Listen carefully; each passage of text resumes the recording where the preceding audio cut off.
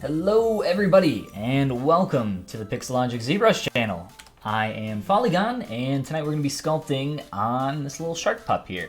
Actually, we're going to be doing a lot of posing tonight. We've already done most of the hard work. Well, I think posing's pretty tough too. But we're going to be posing this guy, and just kind of hanging out for the next couple hours, answering some questions if you guys got any. We're just kind of chilling, working on some sculpting, having some fun. Again, I am Follygon. Feel free to just hang out, lurk, doesn't matter to me. Or if you guys have any questions, I'll try to answer whatever I can, as best as I can. If you guys want to check out more of my stuff, you can just Google Follygon. I think there's a link somewhere up here at the top of the screen for you guys to check out more of my stuff. But other than that, I say we go ahead and dive right in and get started on our Shark Pup here. Real quick, I will shout out the original artist here. It is lilibz. You can find more of her work on DeviantArt, or if you just Google Lilibz, you'll find a bunch of her stuff. But other than that, yes, I believe that is everything. So last week, we were kind of doing the finishing touches to get this to a place where we would be comfortable moving on to breaking symmetry and getting into posing. So I think that's a great time for us now to start doing that. I still got some of the stuff like not attached here, like legs, arms, the head and body are all separated into different meshes, which I actually prefer, especially when I'm going into posing. It just makes it a little bit easier to control everything. And then once we actually pose and get there, then we'll start combining things up and kind of treating it a little bit more piecemeally as we stitch it all together. Welcome, Slime and No Fears. How you guys doing? Finally. That's right. 1 week later. Again with the shark? Yes. Tonight we're going to be posing our little Shark Pup. Let me make sure we're all good here. I think we are. But yeah, let's go ahead and start posing. So for those that are unfamiliar with the Transpose Master, we're going to be using that tonight. It's up here in your Z plugin menu under Transpose Master T-Pose Mesh. Essentially, the way that this works is it takes all your subtools it's going to run through, grab them all, and put them all into one mesh for you to work on at the same time. Then from there, after you're done kind of making any changes to this, I mean, you can do whatever you want. You can sculpt on this, you can manipulate it, you can move it around, squash, stretch. I mean, literally, you can, the sky's the limit. Go crazy. I could break all this if I wanted to, but we don't want to do that. But after you're done making changes, you click on that T-Pose button again, and it projects all those changes back to the individual meshes. Before I want to do that, though, let's make sure that I have symmetry turned off on all of these pieces. Because once we get back and everything's all out of whack, if we start sculpting with symmetry on, we're going to run into a bunch of problems. Cool. How do you select multiple polygroups? Asks render FV. Oh, render farmer? Is it supposed to be firmer? So we have multiple polygroups here. The way you can select multiple polygroups, I'm going to Control-Shift-Click on one polygroup, and then I'll just click and drag while still holding Control and Shift to invert my selection. And then let's say I want the head as well, so I'll click on that and invert my selection again. So now I have two different polygroups that I can work on. You can also, mask these off if you want, or invert your mask and continue sculpting with everything visible. It's really up to you. There's a lot of different ways to go about doing that. Brandon River, what's up? How you doing? First time watching? That's no problem. Welcome to the club. Congratulations. Well, I'm not sure what I'm being congratulated on, but thank you. I appreciate it. Welcome. That answers your question? Awesome. Fantastic. Alright, so I think the first thing we should do, obviously, is just start getting the major twist, or tilt, I guess. More so tilt than anything, right? Of the body. And we're going to break some stuff along the way here. This is pretty common. Don't worry about it, we'll be fixing it later. You got to break some stuff to fix it. I'd say expect that you're gonna break some stuff once you start getting into posing. It's pretty much inevitable for working on something sculpturally like this. Unless you're gonna take the time to set up a rig and skin weight everything manually, which would be a huge waste of time for something like this. Only necessary if we're gonna have this in some animation capacity, which right now we're not. Alright, let's see. Let's just go ahead here. Try to line that up a little bit better. And I think we need to get quite a bit more tilt coming down our body here. So let me remask that off. We'll get the arms. Let's break this guy. Can hear his bones snapping. We're also going to just lengthen that a little. Try to get that in the right place. Let's see. He's got a little bit of twist going on. The lower body here. I'm using my transpose line to do this. I'm just a lot faster with that transpose line. Love me the good old T-pose line. It's a good tool. Alright, and I think we want to scale up our head and like get that a little sunken in a bit more. He's like kinda got his shoulders raised up a bit from what I can see. So let's just select everything here in our face. And I'm just gonna slide all of that down. Somewhere about there. And this will be a good opportunity for us tonight to begin working on some of these like asymmetrical folds in the skin. I think all that'll be a lot of fun to work on. I always enjoy doing that kind of stuff, and I think it's fun to see. A ton of different ways to go about it. Typically I just use some similar brushes to something like a dam standard, those kind of things. As for our tail, let's see.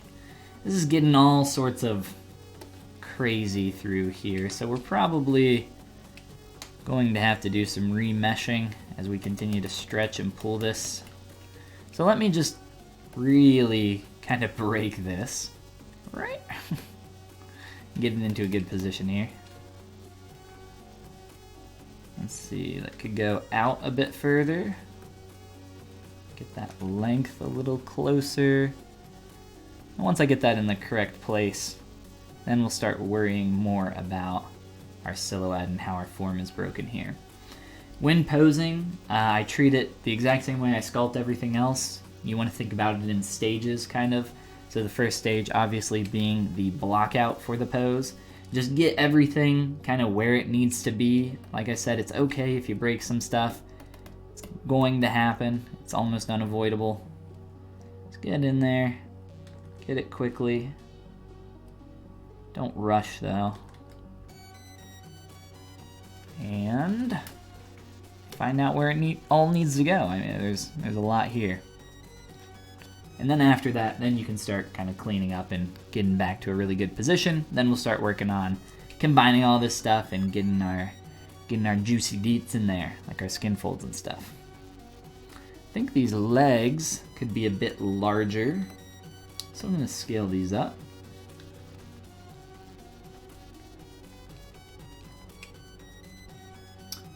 How do you smooth the selection? I believe you're talking the selection. I think you mean mask? Let me know if you're talking about the mask. I believe that's what you're referring to. If so, if you have a mask like this, you can control click on your surface and that will kind of fade out or blend the mask, but you have to do it both directions. So control click, paint your mask or make your mask selection. Control click to blur your mask. Control click to flip your mask on your canvas, and keep doing it. There's also down here under the masking menu a button that says blur mask that will actually blur the mask both directions at once. So that's a little bit faster. I actually have that set up to a hotkey for myself. So it just does that operation a little quicker than scrolling down in a menu and trying to find all that stuff. Awesome. Well, hopefully that answers your question there. Let's see. Do I want to make this head a little bit larger? I think I do. I've already increased the size of it. Whoops. I forgot our teeth there on the bottom. I think we'll go a little bit larger though. It's kind of a weird point for my scale to center on. Let's see. Let's just scale out from the base of the neck. I think that makes the most sense.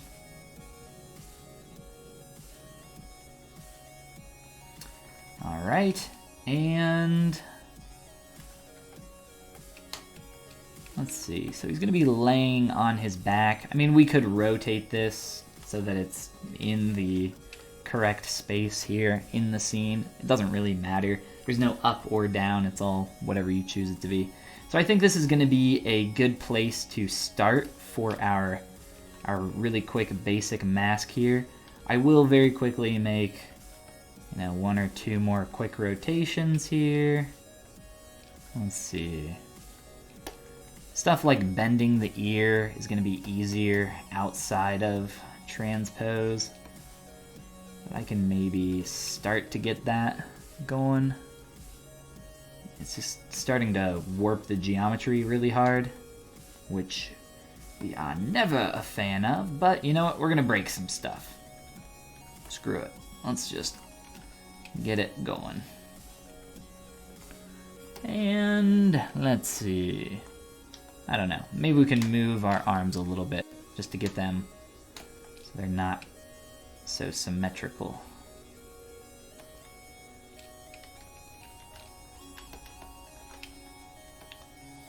And we will T-pose back in just a moment.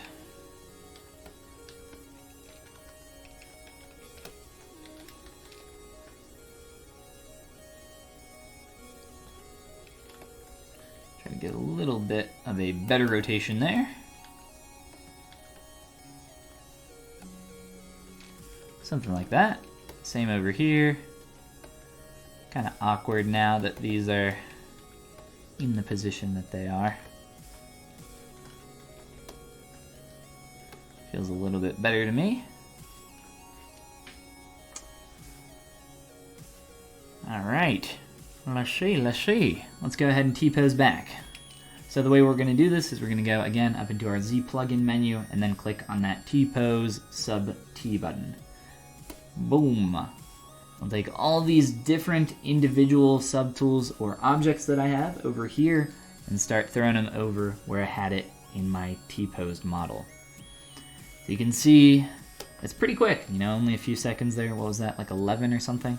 But there is definitely some warping and twisting and all sorts of beautiful stuff going on here. So we want to take some time to start correcting this. Thankfully, because our mesh is kind of separated and still split up, it makes it so that most of the errors are here just kind of in the body, and I can kind of piecemeal move the arms and legs around and connect those back up after I fix some stuff here in the tail. So most of the work here in terms of just like fixing stuff proportionally is really just in the body. Kind of got off pretty lucky with this character, so take some time to clean that up. And we'll also take some time to start sculpting up some of the areas around like the neck where that's getting a little like, it's kind of like doing a Aaron Hansen kind of neck roll thing going on there. So we'll try to fill that in some. Also around between the leg and the upper arm. I say leg and arm, but I guess technically they're kind of both legs. Let's see. I think this distance could be a little longer. So I am going to manually do this outside of Transpose Master. We could go back into Transpose Master, but I don't want to waste the time to do that. So I'll just do this all at once.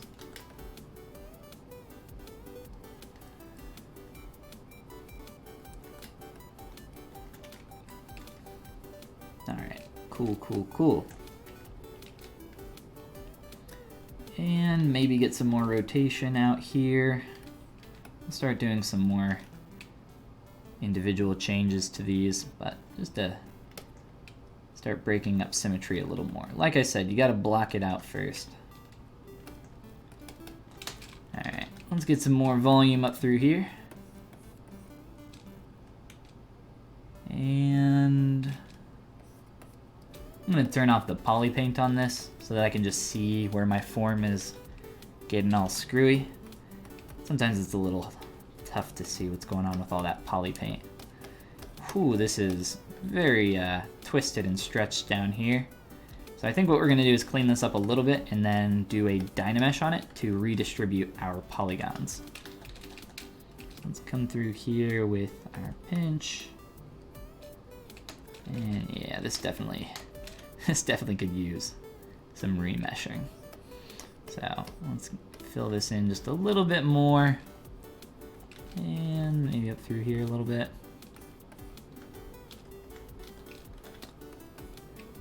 The shark puppy is cute. He is very cute. A very cute concept. Again, by lilibz for those that are interested in checking out more of Lily's work. She's got a bunch of cool little critters on her DeviantArt.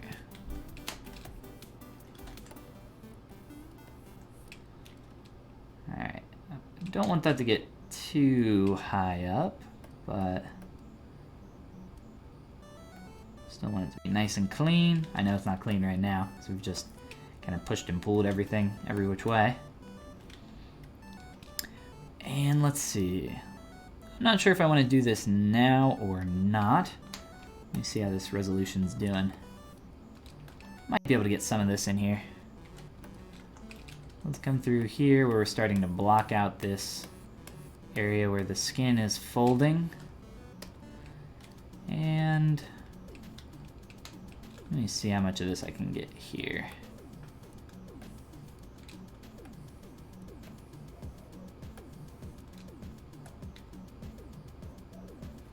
Alright, so that's definitely going to need to be tighter, which is fine.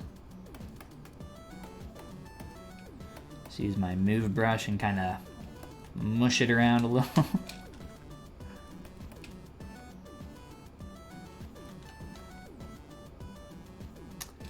And I think what do I want to do with this leg? I want this to be like a little bit more visible. I think I'm going to open this stance up a little bit more. Maybe like move this down a tad. There we go. I think that's starting to work a bit better. And then we'll have to work on making sure our geometry isn't, interpolating into itself or other pieces. It's always something you want to look out for. Making sure that things just feel really integrated together and not really just like stuck on is super important.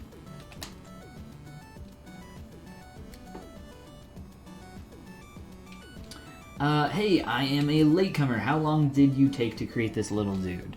I just started on the stream tonight, not too long ago. Let's see, like 20 minutes ago. And we're just starting to pose this character. But if you want to see the original process that started from a sphere, you can find that over on my YouTube channel, which is just youtube.com/Follygon. It's somewhere up here. I think 2, 4, 6. I want to say there are like 3 or 4 videos of me working on this from a sphere to just the blockout. So probably like 8-ish hours, I would say. So something like that. I don't know. I don't remember how many videos. It was like 3 or 4. But yeah, that's with me streaming and like talking through the process and everything.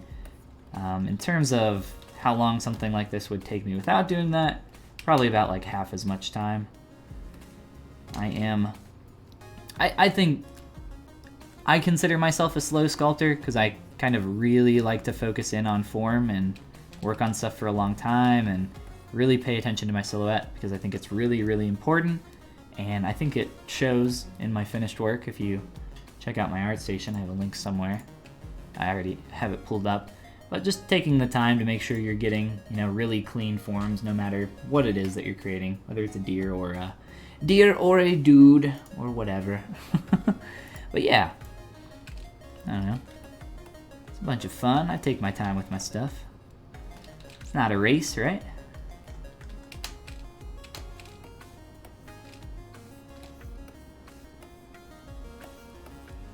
Alright, I say it is time to Dynamesh, because this is just all sorts of twisted, gnarled mess. This tail is too thick. That was weird. My mask didn't want to mask. Just thinning that out a little bit, and then kind of following that line up. It does get a little more thin through here, so let's try to get that real fast. And then oh, no, we don't want to Dynamesh because I'll have to undo that because I don't have my poly paint on. I would like to keep this poly paint that I did. Might end up redoing most of this, which isn't a huge deal. Let's just see if I can maybe realign this curve a little bit better. Let's try to nudge it with my move brush a little bit.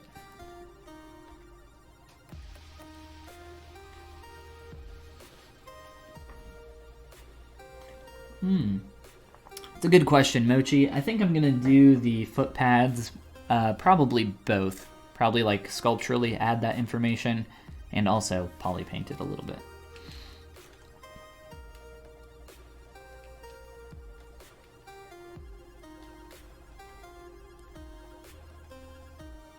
Alright, so back here is where we're really getting that stretching. I want to make sure that this ridge is exaggerated a little bit. Oof. Let's see.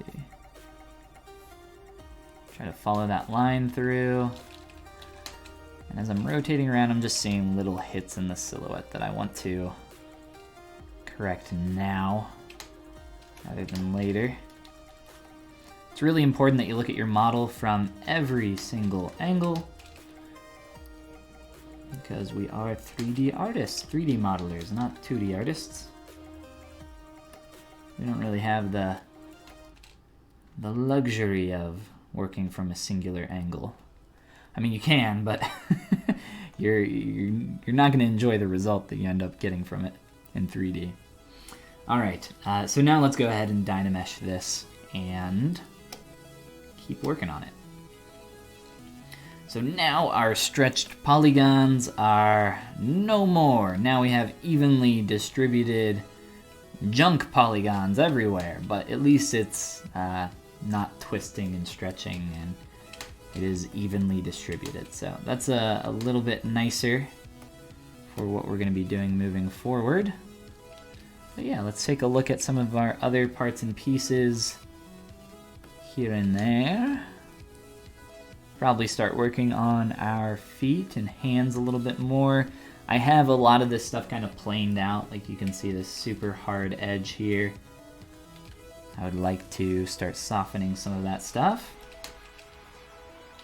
Maybe, since somebody was asking, Toto or Tipo was asking about the paws, if we were gonna paint those or represent them with geometric form, we can probably do a little bit of that now, since we have put that off.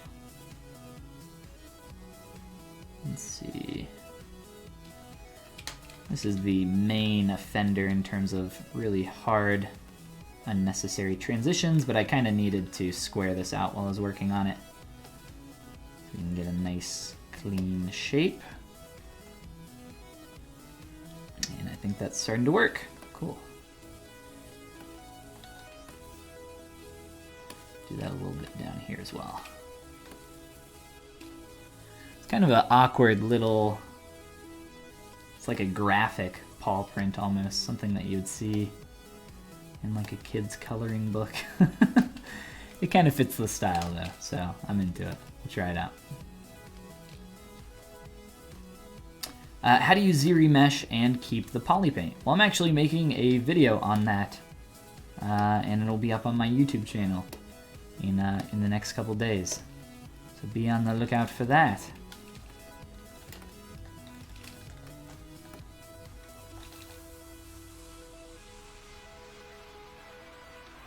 Let's see.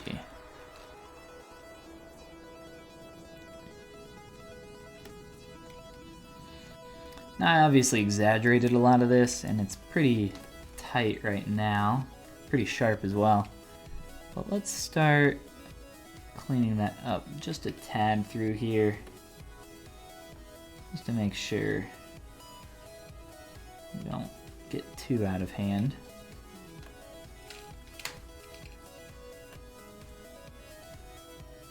Try to get a really nice smooshed look, and then we'll come back through and just smooth some of that out. You know what? Maybe we'll just kind of trim this edge back.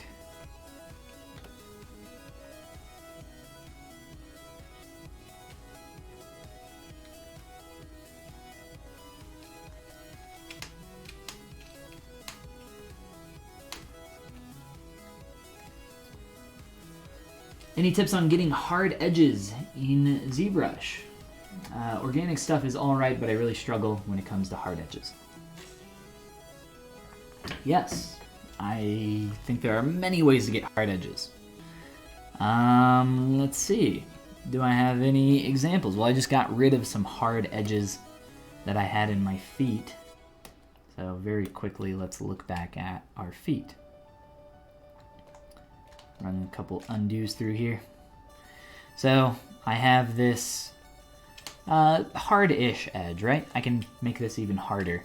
I'll be using the pinch brush, and I have a lazy mouse turned on. And I'll just be coming through here, and actually,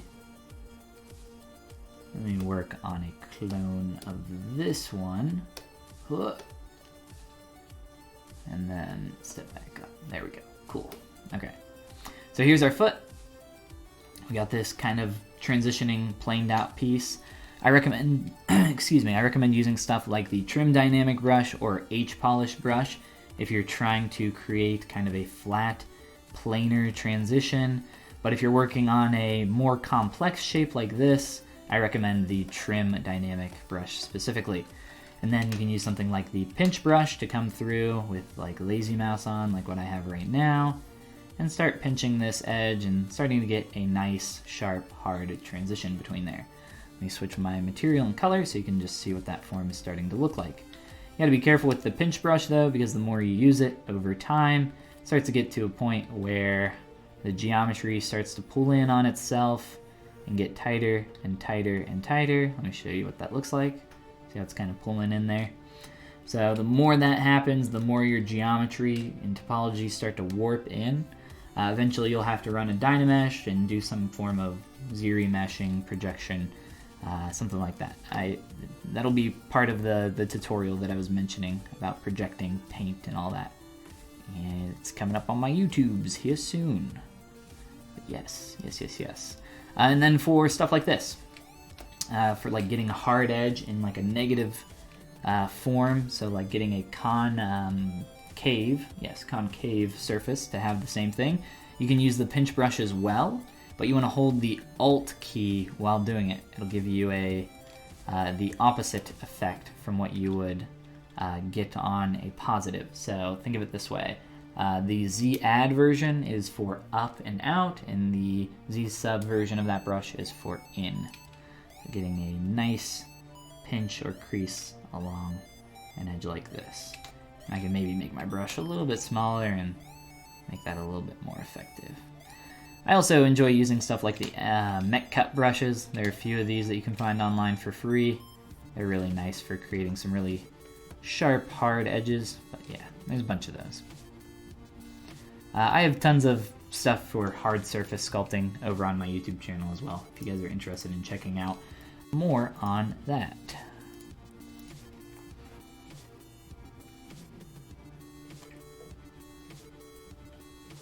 can you recreate Toothless from How to Train Your Dragon? That would be a fun character to sculpt. I know some people that made some toys for How to Train Your Dragon, but I've never had the opportunity to work on the property myself. Let's see, did I miss anything else while I was rambling? I don't half understand what you're saying. I am Russian. Well, no problem. If I say something a little too fast, or if I don't explain anything very well, just tell me to go back and I'll try to do a little bit of a better job. Why are you using Lazy Mouse with Pinch? Because it's much easier to control when using Lazy Mouse. And no problem, Rainy. Happy to help. My main squeeze, my mainy Rainy, as we like to say here. That's what we say now. All right. Let's just do the foot pads really quick, and then we'll kind of get back up on the body. So for those foot pads, let's see, what do we got going on? I'll just use my mask pen.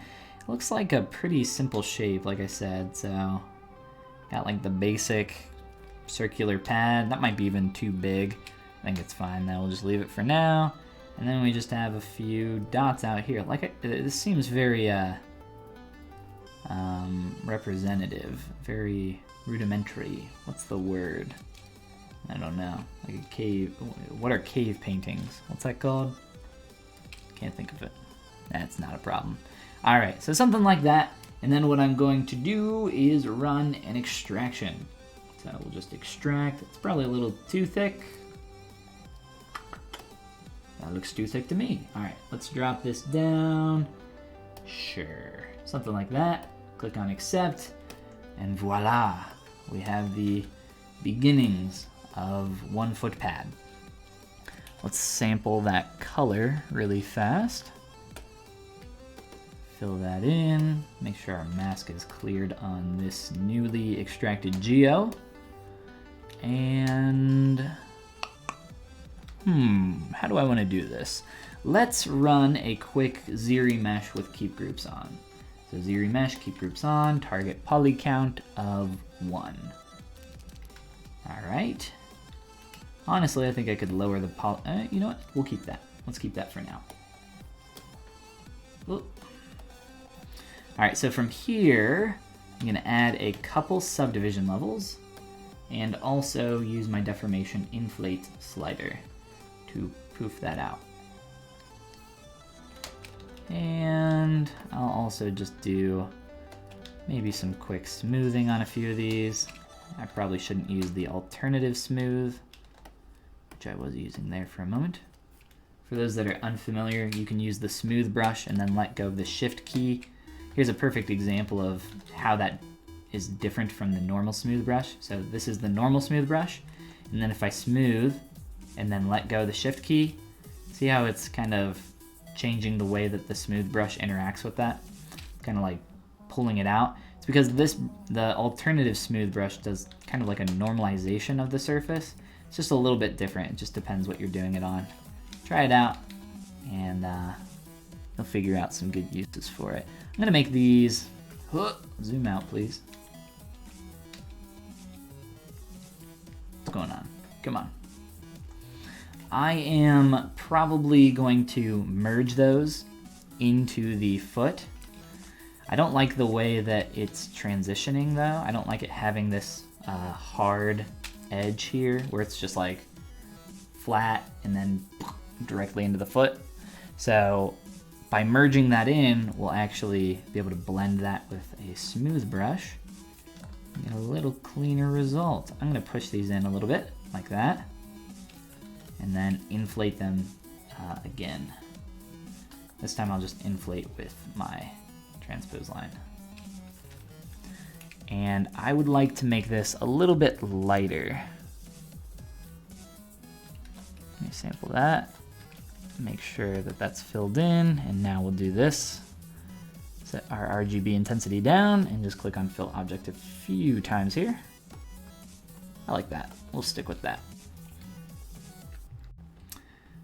All right, and instead of making this a second time, what I'll do is duplicate,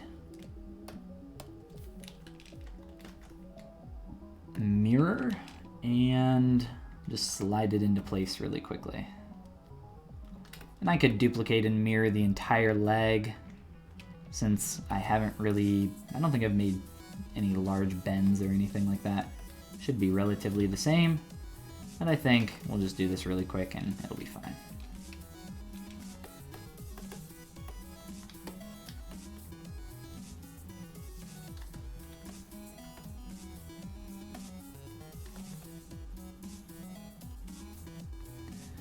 Beautiful.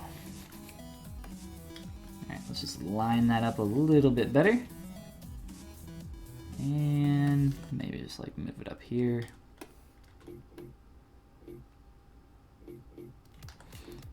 Sure, looks great.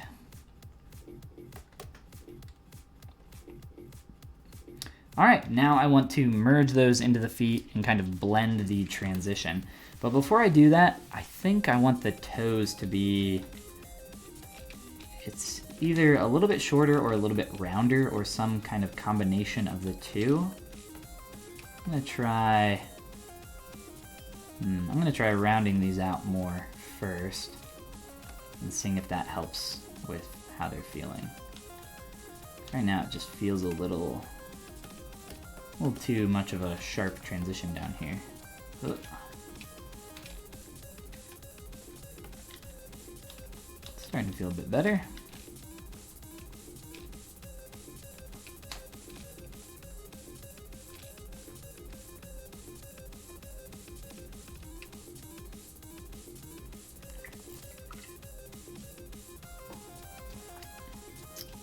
All right, let's do a little bit more pinching, and then we'll merge this together.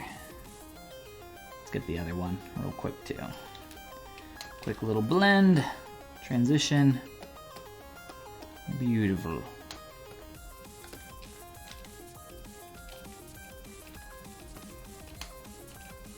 And then from here, we'll probably work on the body a little bit more or work up on the hands. But I really think posing is a ton of fun. It can be tough, but as long as you did most of the heavy lifting in the earlier stages to really get your character into a good place in the neutral, I think posing can go a lot smoother and be a lot of fun. I enjoy posing my characters up. I try to get as much gesture as I can in the neutral, and I think that also helps once you get to the posing stage, like where we are right now. Let's take feet. This one is actually sticking out quite a bit more now. Let's go ahead and get these all working together. And then I'll probably be merging the leg into my body here soon. Did I rotate this on accident or something? It's like really sticking out there.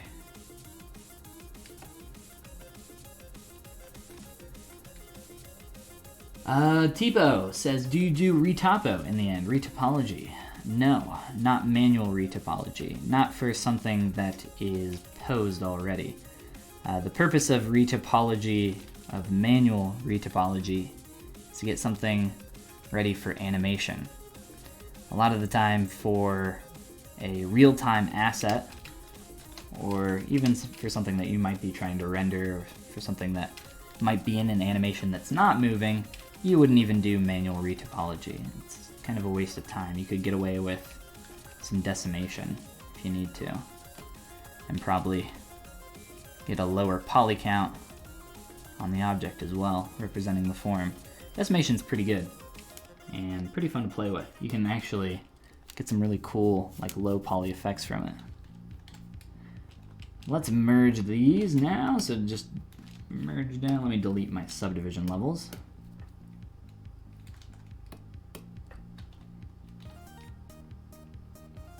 Our poly paint's kind of all over the place here. I'm looking at this.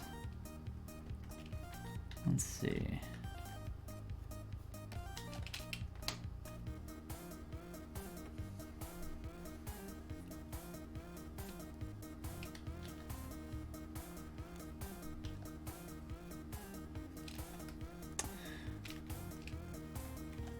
a little awkward connecting up here. You want to make sure that your objects, even though they're not connected, are still blending well.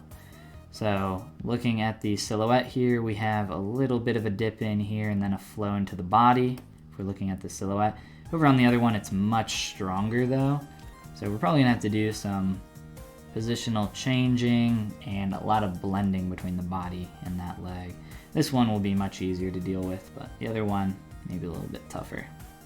That's all right. Let's Dynamesh these feeties together and call it a day on these legs for now. Let me see, double. Just set it, or you know what? I'm not even gonna need the poly groups on this, so it doesn't matter. Let's just do a quick Dynamesh. Go a little bit higher res, because we're starting to lose some of the information there that we took some time to sculpt. Beautiful. And now, by default, RGB should be turned on with your smooth brush, which you might want if you're trying to like soften or blend between two colors. A lot of the time though, I kind of like doing that manually, so I'll just smooth with the smooth brush without RGB on, and then I'll come back later and try to blend some of the paint if I need to. But for something like this, I kind of just wanted a nicer connection coming from that padded geometry onto the actual foot. It just felt a little, like I said, really like a sharp, stiff transition. So these are kind of, they feel really awkward, but I mean, it's there and we're sticking with the style. I think it works.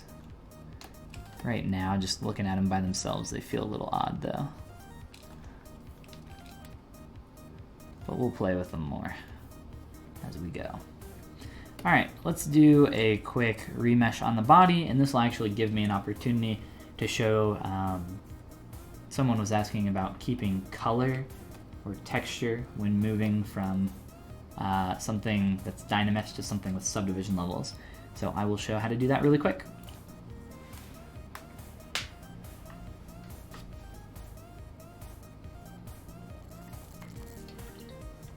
What's going on, Tyler? Welcome to the stream. All right, so here on the body, we are going to remesh this and keep the texture. I believe I was doing this earlier, so it's not going to give me the warning message, but I'll try to mention it where it should pop up. So I'm gonna hide everything except for the body that I'm working on. I'm gonna duplicate that, and then I am going to run a Z remesh with a target poly count of around 3, I think should be fine. This is down in your tool geometry Z remesh menu. So remeshing our body, give it a few seconds here to catch up. And then what we're gonna do is we're gonna go into the tool subtool projection menu and click on that button in there with just the default settings. And what that will allow us to do is take all the form and color information and project it onto our new mesh. So here is the Z remesh topo. Now I am going to go into project, click on project. It should ask you at this point if you want to project color data or polypaint data. Just click on yes or always yes. And I'll subdivide, I'll project again, subdivide, project again, and just repeat that process a couple times. There are only 2 meshes visible right now, which is why this is working, just for projecting from one body to the other. If you want to project from another mesh that's a completely different shape, you can absolutely do that. They don't have to be even the same form. But I'll be showing off this process in detail, again, like I said, over on my YouTube channel here soon. So if you guys want to know some more tips about projecting and stuff like that, be on the lookout for that one. But that is how you do that very quickly. And I apologize because I forget who's asking about that. And the chat has gone past from what I saw. All right, let's continue shaping up our body and getting a little bit more clean up through here into the folds. So what I like to do when I am starting to create my folds, I like to think about it like anything else when you're blocking out the shape. Think about the bigger form, the larger, most basic primitive shape here, which is essentially just a tube. So that's what I'm trying to sculpt there on the surface, a tube. And then from there, it looks like my tube is pinched a little bit too much, so I'll just trim it back a little bit. And that's actually starting to feel a lot closer, and then it looks like as it gets up through here, the surface starts to actually turn in a little bit. So I think I'll maybe try to get some of that going on.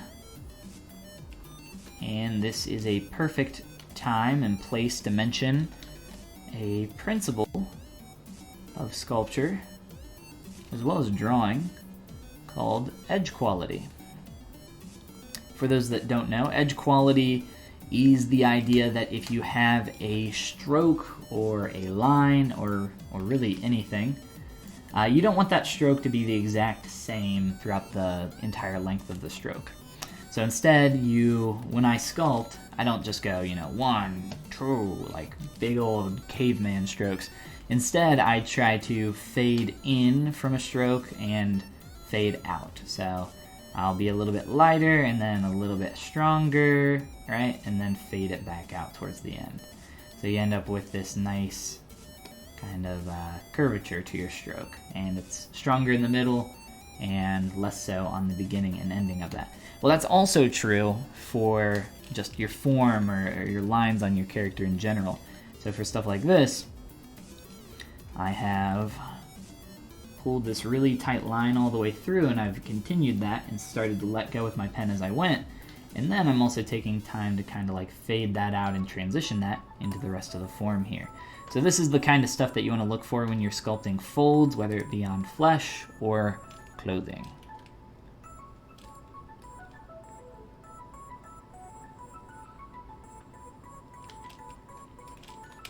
And some of these lines just aren't going the right direction. So we'll take some time to fix that up. Let's see, we got 1, 2, 3, 4, 1, 2, 3. I'll add a fourth one here.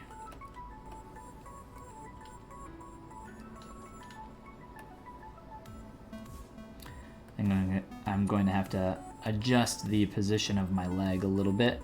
That's all right. Actually, let's just turn off the arm. That'll make this a lot easier.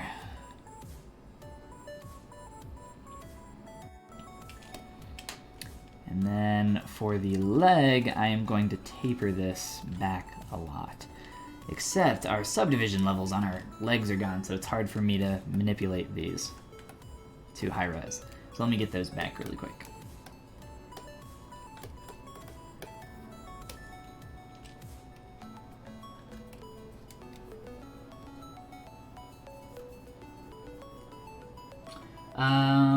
Mochi says that might be an easy way to create a clean, low poly for baking. Yes and no, depending on what your purposes are for. So if you're just, if you're trying to do something for animation, probably not. You're probably not going to get animation level topology out of something quick and automatic, whether it be in ZBrush or Maya or whatever. No automatic process is going to give you the exact poly loops that you want or need. But for something quick, sculpturally, I think it's amazing. You can get some really high quality edge flow out of ZBrush, especially if you use it in conjunction with poly groups, as well as a couple other tools, such as ZBrush guides, which is a brush that you can use like a curve brush to draw guides that you want ZBrush to flow in. So if you want an edge loop around your ankle specifically, you could draw out, whoops, make it a little bit smaller. Just like in any curve brush, you can draw out your curve, hold the shift key, and voila, I've created a perfect loop around there. And now when I ZBrush will look at that and say, hey, they want an edge loop there. So let's try to get that working. All right, let's try shaping up and working on this connection a little bit more. These are the important things. making sure it looks like what we see in our reference. Right? Who would have thought? Gotta make it look like the character? What? Wait, hold on. I've been doing this wrong the whole time. And this is actually, I am joking, but at the same time I am being a little serious, because a lot of the time you really do have to just look at your concept, and people that are new, I feel like they're still in that kind of representative area, and they're not really looking closely enough, like studying the thing that they're trying to create well enough. So you get, it's kind of like, the extreme version of that would be, you know, drawing a stick person to represent a human. The kind of lesser version of that would be, you know, me, yeah, sure, I got the leg in there, like, oh, that's good enough, right? Well, good enough, like your teacher used to say in school, good enough isn't. Sometimes it is, but at least for me, it's not. You gotta, and for your client, good enough probably won't be as well. So you gotta really focus in on this stuff and get it as close as you possibly can.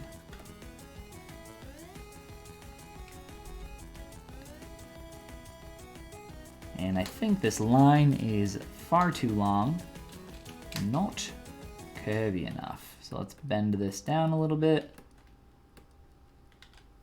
and just transition that a little bit faster out. And if you're working on something like this, whether it be folds or whatever, and your poly paint's getting in the way, just toggle it off. I find that it's much easier to just toggle stuff off and switch on back to my sculpting material so that I can see a little bit better.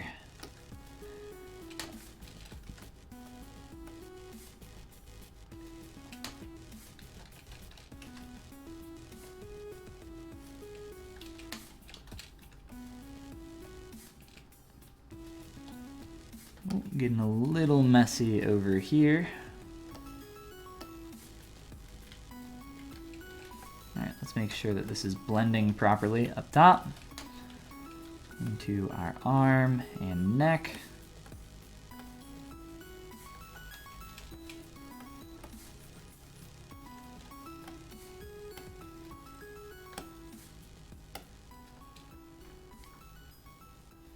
Seekage, what's going on? It says super clean. Well, thank you, man. I appreciate that. Alright, so we're starting to get some of those skin folds a little bit nicer. I think I'm going to go through there one more time and really try to exaggerate the depth here. You know what? Let's switch our brush.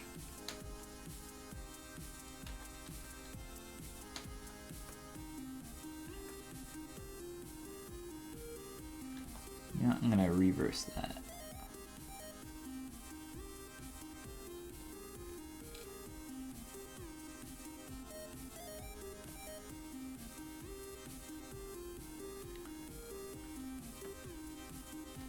Should have made my username like Mr. Clean's cousin or something like that. Or I should shave my head or something. Gotta show my support to the clean form sculpting lovers out there.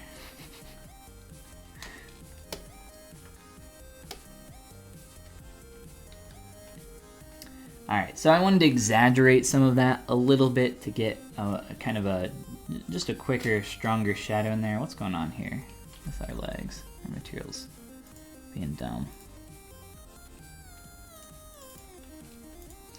But that is feeling quite a bit better to me. I would probably still take the time to like, ooh, whoa, that was fun. Move this up.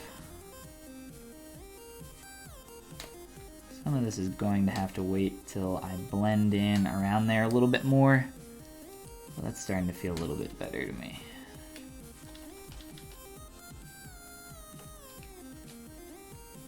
And then up here around the neck, we pretty much have the same thing going on.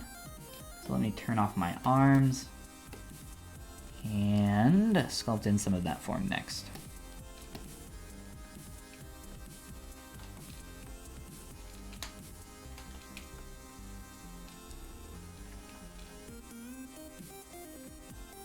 So it's pretty much just a neck roll, so we're just following the line, coming around here, up and around.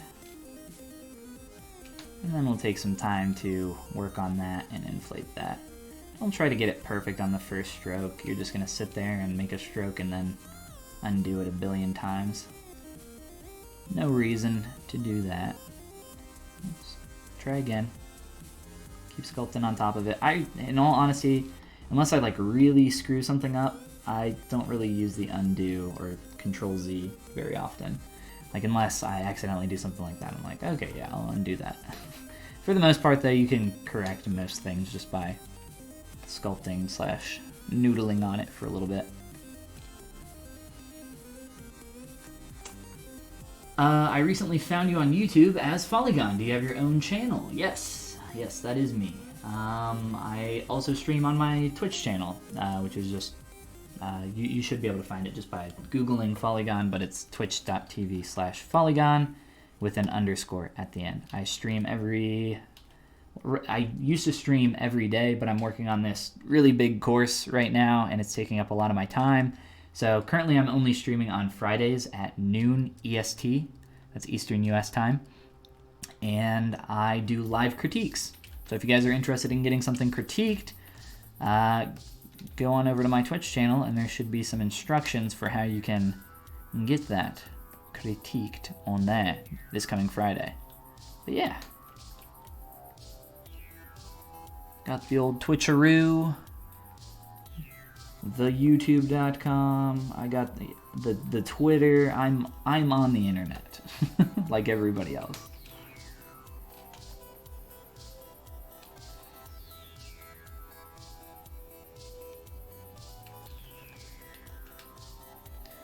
Alright, I don't really like using the inflate brush too much, but I'm going to try it out here. Let me eat my words. I say try it because I typically don't like the results that I get, but I'm just going to use it and like what I get. Oh, it's perfect. And by perfect, I mean let's go over it a few more times.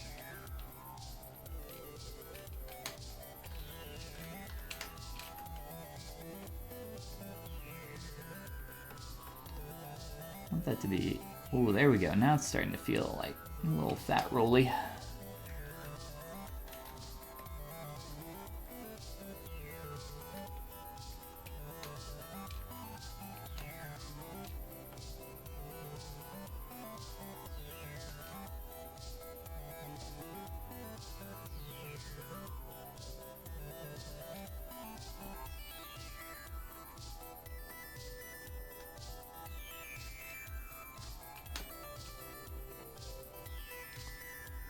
Alright, so again, remember that edge quality thing I was talking about just a moment ago? Here's an area where I've like exaggerated and pulled this line really far down. And I'm pretty much going to fade most of this out through here. So now we can start to get a nice kind of starting point for that. And fade it back out as we get up here. This doesn't really matter so much because the arm is connecting there. I'm not like, and it's never going to be seen, so I'm not super worried about it, but I'll still just do some like quick blending up there.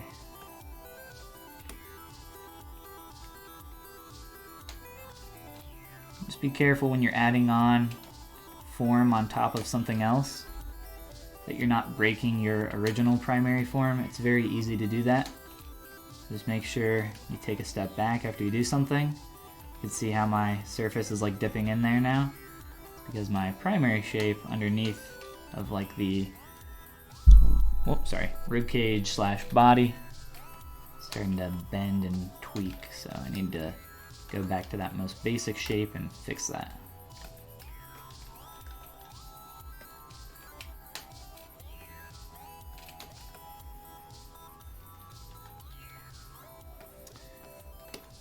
Starting to feel a little bit better. Turn our head back on, take a look. pulled this down pretty far, pretty wide. Should probably turn that a bit faster. So let's take a look here. Give a old quick mask. Make some corrections here.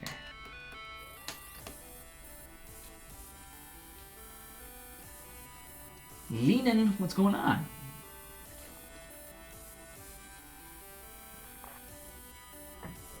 I like your work. I don't sculpt since I use Max at my school, but watching you still helps. Good stuff. Keep it up. Well, thank you. Appreciate the kind words there, Candy Face.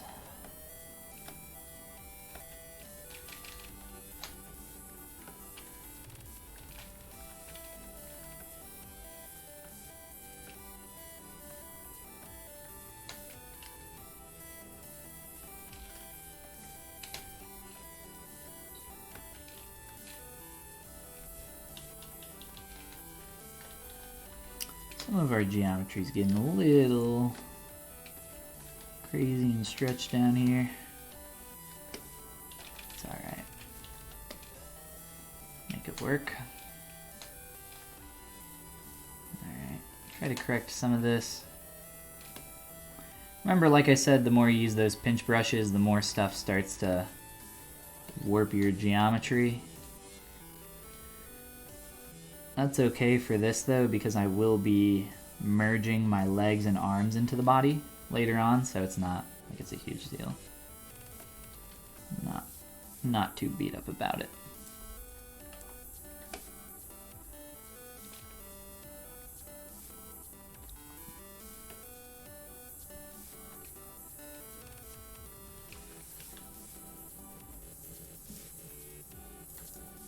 All right.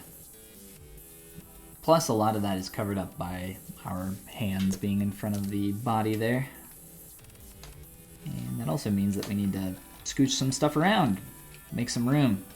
Don't want that geometry flowing into each other. That always looks silly.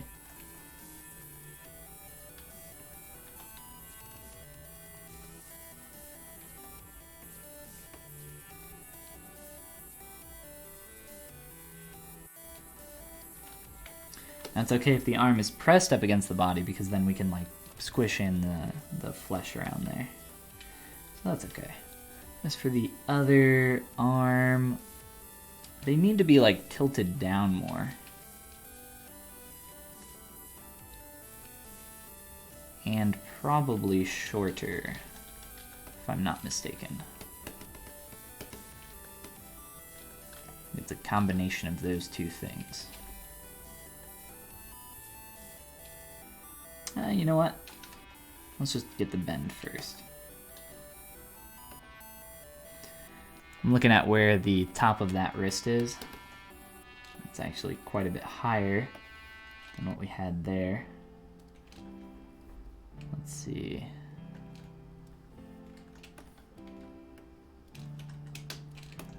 Sometimes I'll just use a big move brush and push and pull my stuff around until I get it where I need it.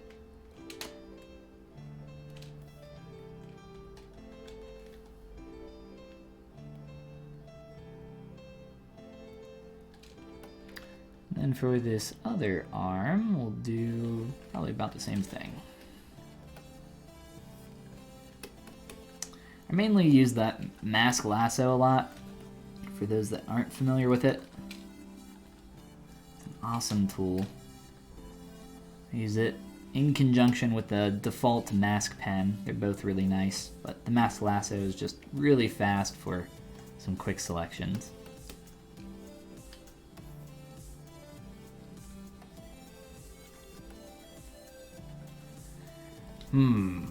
Let's see. I think we need a little bit more twist. And just pull you out a little bit. Awesome. Well, there's still a lot that we need to tweak here, but that's starting to feel a lot better. I'm thinking...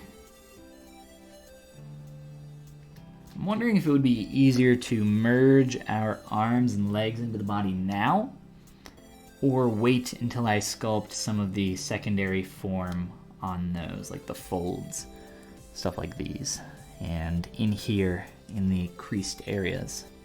I think it'd probably be easier to wait. I'll merge down this bottom, his bottom left leg. Let's see. Just so we can see the process for one of these, because this one doesn't have a ton of folds going on with it. So I think it'll be fine for this one. Just so we can see the process for this. So currently our body and our legs are separate pieces of geometry, but what I'm going to do now is take my body and merge it down with one of my legs. So there we have one of our legs attached now, and I don't know, the leg is probably a little too long. Maybe that's about it. It's pretty close. Most of the changes here that we can make, we can do later, but I think I'll do this one really quick. Pull that up a little bit. And whoops. Let's just get a little bit of a lower poly count there to work with. So that was a pretty bad move on my part.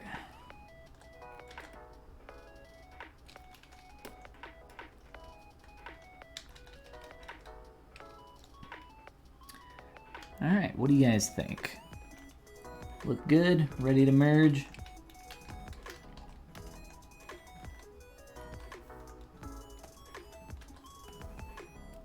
If anything, I might rotate this a little bit more.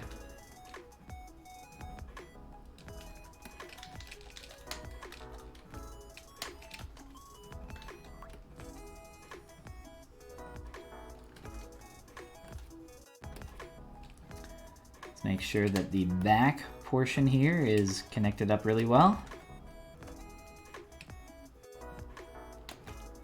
Getting a nice flow there. It's a little bit of a hard hit, but you know what? I think we'll take it. All right, let's do a quick Dynamesh on this. Probably around 500 to 1000. If that res is good. I think that resolution is good. So from here, what I typically like to do is use something like a trim dynamic brush and start blending between my newly transitioned geometry. So let's turn off our poly paint just so we can see the form here and what we want to do. So trim dynamic, holding that Alt key, start to work on blending between these two areas.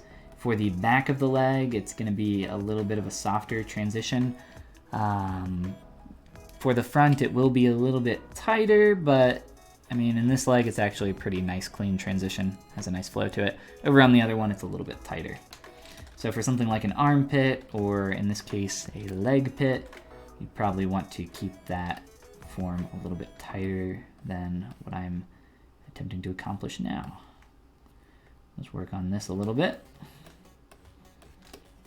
Get that to a nice level of blending there. And it is rough. That's all right. Really easy to fix later with some lower poly count.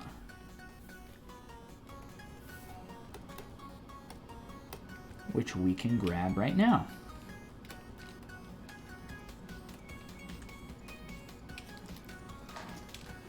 Then we'll do a quick projection, and I think the leg will be good. The only real thing other than that we need to do to blend that, oops, hopefully that doesn't crash on us, is worry about that poly paint and how that's kind of blending through there. Azuz, what's going on? Welcome to the stream. Glad to have you. All right, there we go. Quick projection now. And I think we'll be good to blend that leg even more. I'll probably use the clay tubes brush a little bit as well. I'm noticing that we're getting some awkward shadows through there, and I think we just want to build up and inflate the volume a little bit more. Pretty simple process though. I don't think it's too crazy, and once you understand the tools and how they work between jumping back and forth between Dynamesh and remeshed ZRemesh topology. I think it's a pretty simple workflow. It's just a matter of getting to the place where you can kind of control your form and also, you know, see your form well enough to understand what you need to create.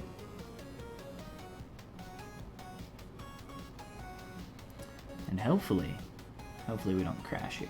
There we go. Let's do a quick save to make sure we don't lose anything. Alright, so we will be doing this to the rest of our limbs later on, but let's kind of sculpt this up a little bit. Again, that clay tubes brush, great for just kind of filling in some volume, blending here. I think that's starting to feel nice. It's actually got a nice clean swoop coming down here, so I need to fill that in a little bit.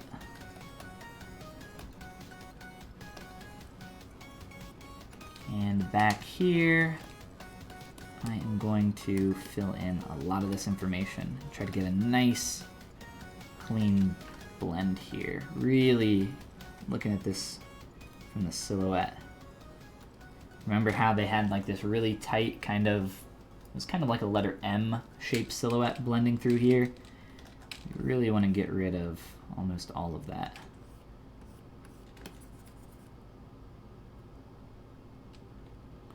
You can actually see that in the other leg, how that's kind of connecting up there. You start to get this really tight silhouette break between your polygon islands. And that's not what we want.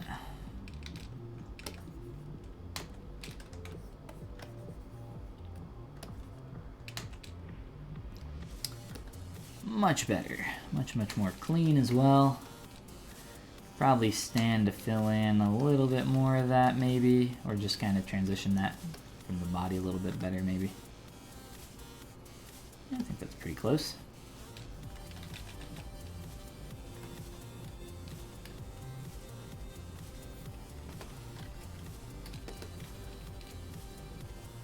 And then our poly paint, which is an absolute mess right now.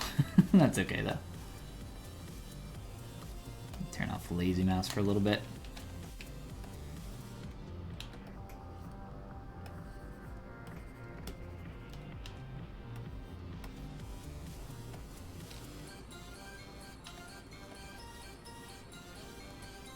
Let's see.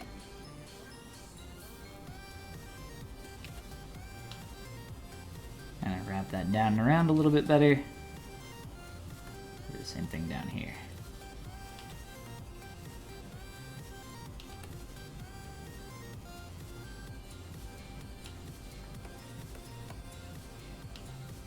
Just trying to rotate around, make sure that I'm getting a nice clean line through here.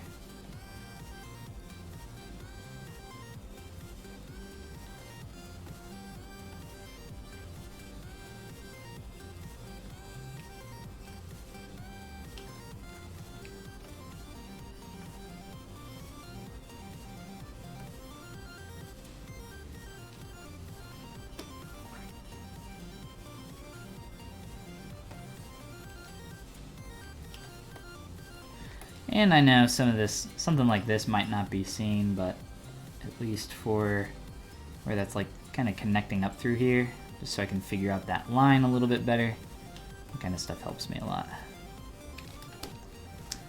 Beautiful. All right. So that's what we're going to be doing to the rest of our limbs with enough time here. But we probably want to get some of the folds and some of the more distinct shapes in there as well. Noticing that the position for our elbow is lacking, not where we need it. This is the kind of stuff that you really want to look for. I was talking about kind of being a little bit more representative earlier, and this might not seem like a big deal to a lot of you, but it really is. This is the kind of stuff that really matters. For example, there's something on the front page of ArtStation right now, and I'm not pointing this out to, you know, say this person did a bad job on this, but I'm not sure. So this is a sculpt by Alex Negria. I'm not sure if the original 2D art is by them. I'm not positive, but if anybody knows, I'm guessing Alex did the original 2D sketch. I'm just seeing the condom wrapper thing up there. Nice job, Alex. For example, moving from 2D to 3D here, just looking at the silhouette, kind of flowing up and around here for this hair, it's just a completely different shape than what we're seeing for the hair here. A lot of the larger shapes are there, but it's not matching like it is here, and I think it loses some of the 2D appeal that was in this really cool silhouette. I mean, not to mention that there are some other things that are different, colors and some other forms that are added and, you know, just not represented here, which is absolutely fine. I'm not saying that this person was going for complete accuracy. Again, I'm just using this as an example of some of the stuff that is really important when you are trying to copy a 2D concept as accurately as you can. Again, that is a sculpt by Alex Negria. Go check out some of his stuff. I'm not sure if he did that sketch. It looks like he did. It looks like he did do that sketch. So he's got a bunch of cool stuff on there. Go check him out. But that's what makes me think of stuff like this. If we're looking at this arm, we want this line to wrap around here a little bit better, get more of a curve. So the most simplistic way to look at form is line. Line makes up form. So when you think about it, line is actually pretty important. The silhouette of the shapes that you're trying to create is very important. So we want that to be something that we really look at. So let's try to get this a little bit more accurate. And I think to do that, we're gonna have to do quite a bit of stretching and changing down here, which is fine. Have to play with it a little bit. Get a little bit warped at first, but you always have to break stuff before you can fix it, it seems like in 3D. At least I do. I always have to break everything before I can fix it. Alright, let me slide this back as well. I think that'll help a lot. Getting that to feel correct there. Do some rotating. And, whoa, that was weird. We'll rotate on the wrist a little bit too.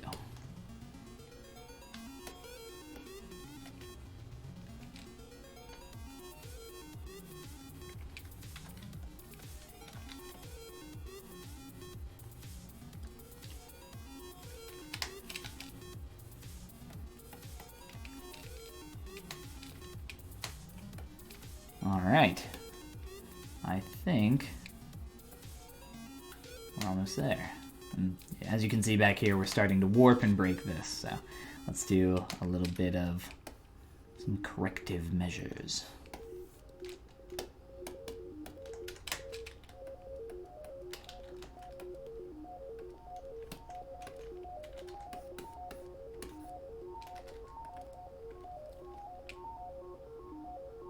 Have you tried sculpting in Blender 2.8? I have not. I do have Blender 2.8 though, and I use it for a lot of rendering. I really like the cycles render.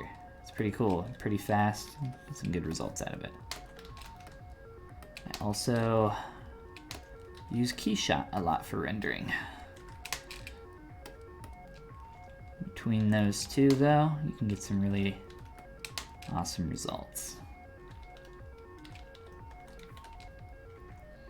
In terms of sculpting though, from everything that I've seen in the Blender toolset, it's just really not the same as what you can do in ZBrush. It doesn't really come close. There's a reason that ZBrush is the industry standard. I think as a free tool though, it's a good way to get your feet wet.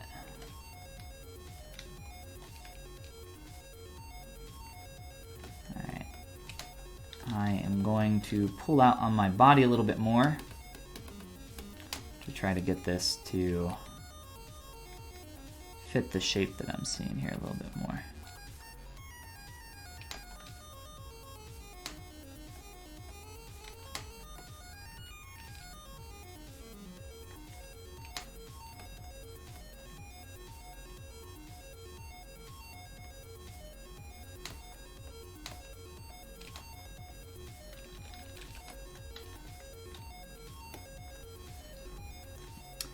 All right, let's see, what else, what else? I'm gonna have to blend this arm eventually. I don't need to do that right this second though. Especially when we want to... Ooh, he's gonna need some help. Here, I'm gonna split these off, because it's really hard for me to work on these one at a time, and that one in the background's constantly getting in the way. I'll split those off and reconstruct the subdivision levels really fast. So now they're separate subtools. Easy enough.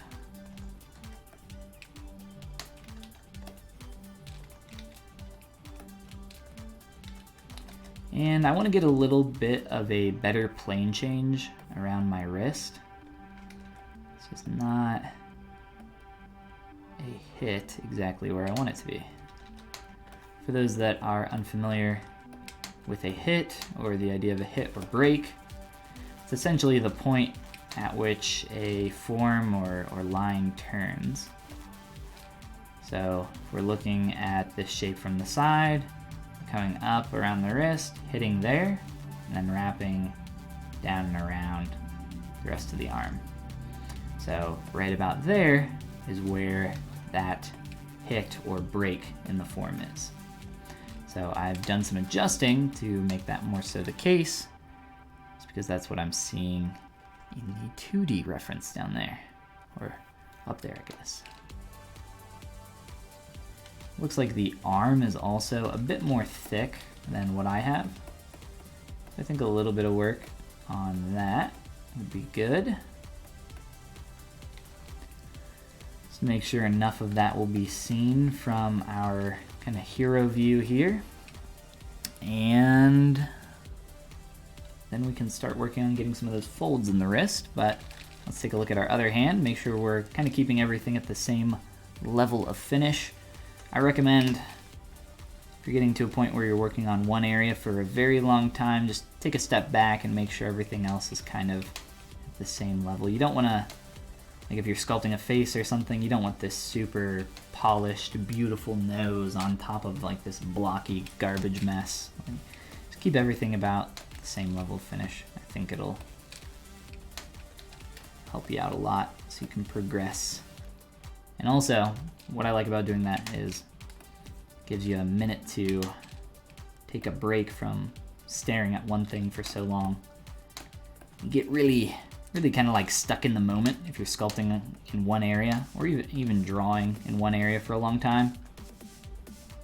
It's nice to move around, get a change of scenery. Sometimes you just need to like take a step away though.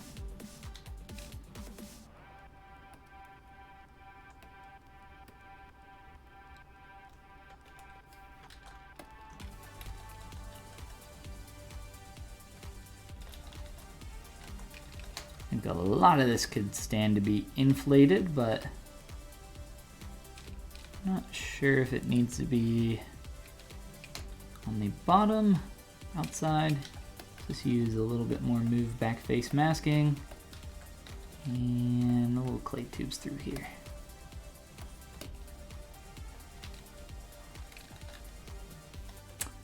And we'll also have to mess with the elbow on this hand slash arm. I guess the elbow is not really on the hand, is it?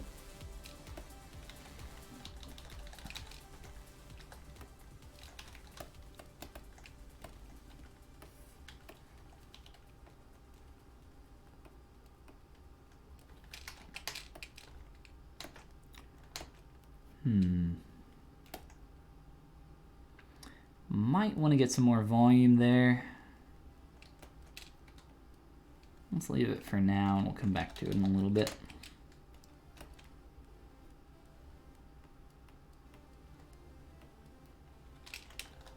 These things are like really just maybe bent quite a bit more than what I have right now. Sometimes things get cheated in 2D as well, and they're not always possible. I don't know if this is the case here or not yet, but play around with it a little bit longer and see if we can match a little bit closer.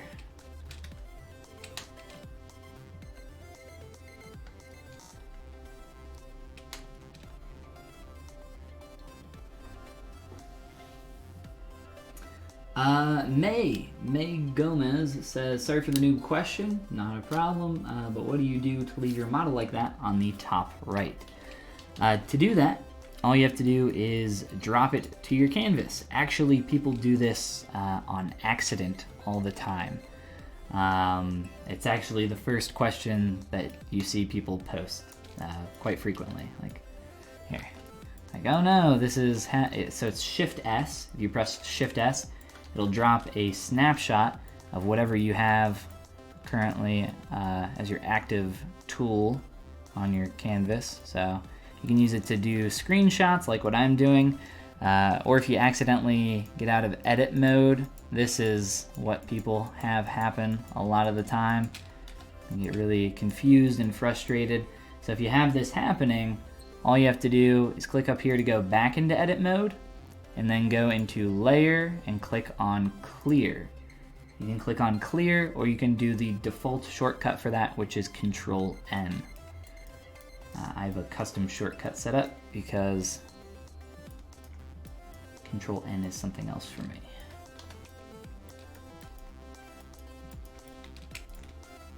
All right. Well, bam. There's our cute little pupper.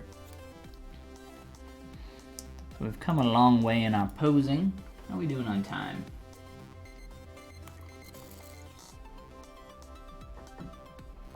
Got a little bit longer here. So let's see, let's make sure we take care of as much of the big stuff as we possibly can. One thing that I would absolutely like to take care of is our ear, because we specifically broke this during the posing phase. So I said that we wanted to just kind of squish it and get it into the correct position, and then we'll correct it and fix it later. So let me show you guys how we can go about fixing something like this crazy ear up here. So let's just use our move brush a little bit to start positioning and fixing a lot of the stretching polys we got going on. And I'm just gonna work on the ear by itself and use the pinch brush to tighten up and get a crisp, clean transition up top. And I'm just gonna shape this up to what I'm seeing in the concept, so it's like kind of dipping in a little bit up top. I think we can get that.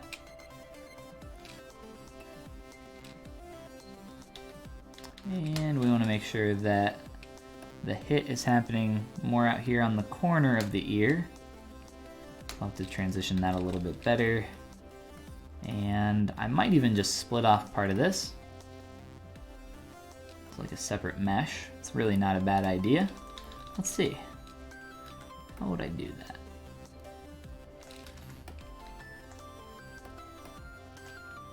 Maybe something like this. So the reason I've cut this at a lower res topology, hold on. That is beautiful. Oh my God. So the reason I've cut this at a lower resolution is so that I can step back up, delete my subdivision levels, split that off, and reconstruct my subdivs without any problems. So now I still have subdivision levels that I can work with in my head. Boop. And now I have my ear separated, and I can work on that separately. Now it's like a separate mesh up here that we can play with.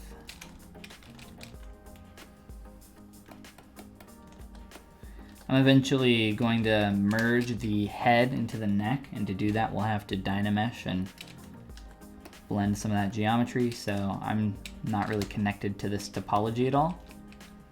And even if I was, I could, stitch this back up, but we're not going to need to do that.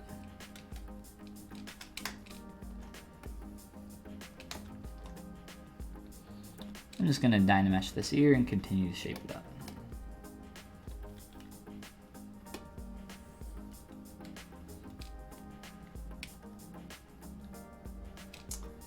Soda Cool.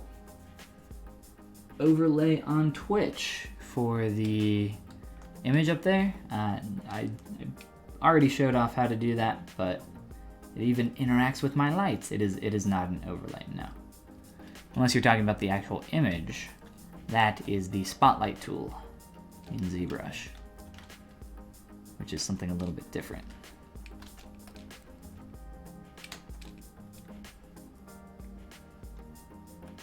Technology, it's crazy. It's all the software, all stuff that you can do here in ZBrush.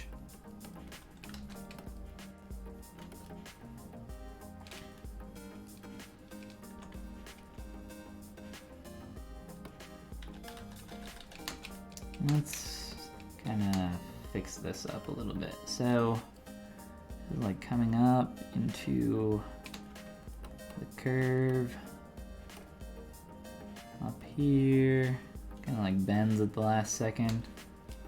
A straight and then a curve. Ooh, come back, please.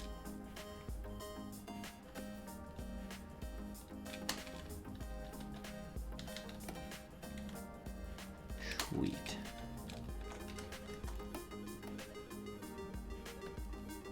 All right, this is getting a little messy.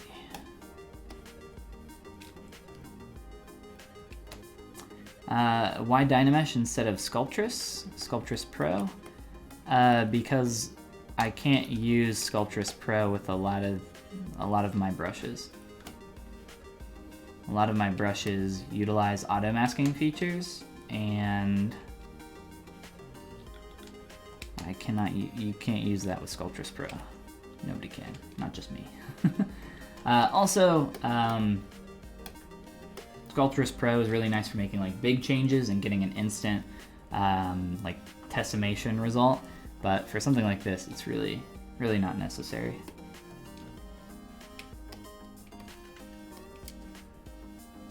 So that is why Dynamesh and not Sculptress Pro.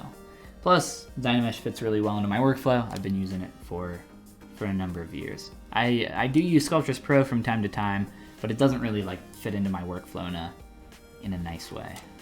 At least not right now.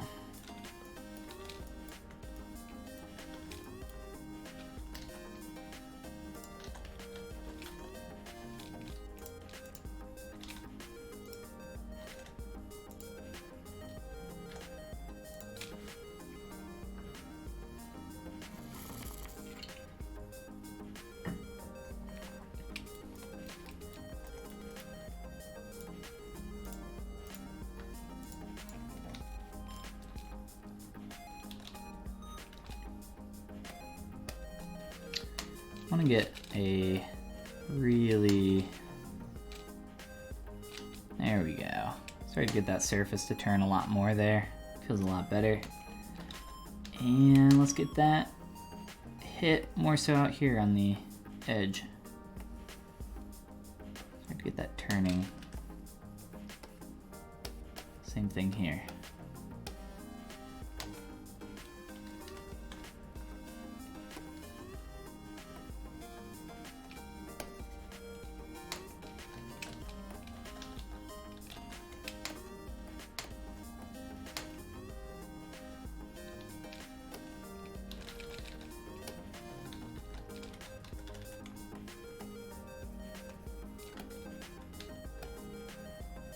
Also, another reason to not use, or to use decimation, or sorry, not decimation, to use Dynamesh over Sculptress Pro here, is because if you're working on something really thin, like an ear, you can't use auto masking features.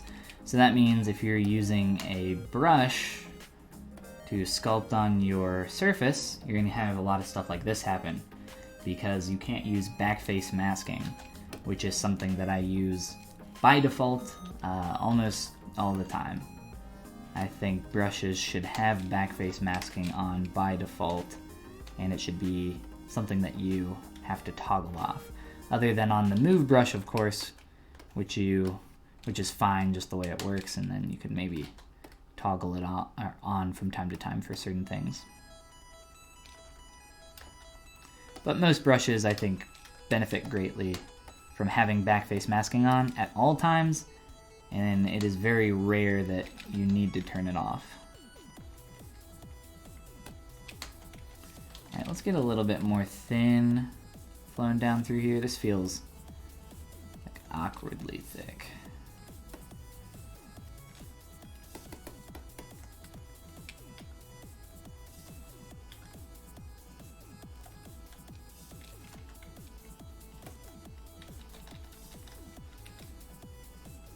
Make sure I didn't miss anything there on my mask. Nothing better than sculpting for like an hour and then coming back to something and realizing that you completely warped something that you weren't even working on without realizing it because you accidentally masked something. Doom! Welcome back. How you doing?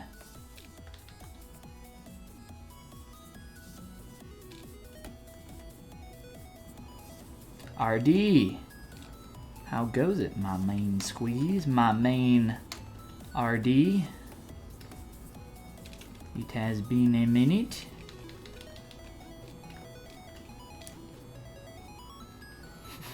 Hail and well met, yes.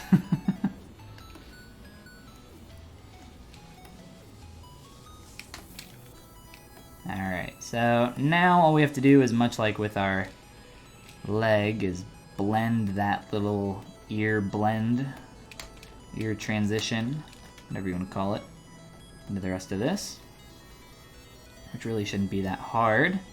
Probably just need to work on the color a little bit. Other than that, I think it's good. Ooh.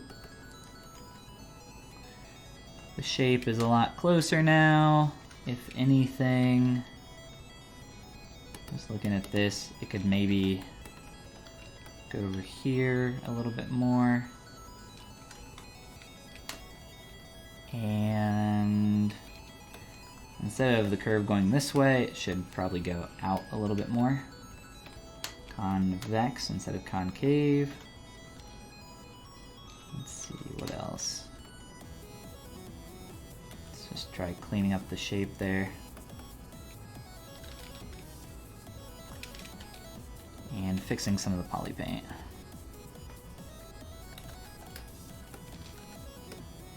This is really messy, and I need to remesh this a little bit.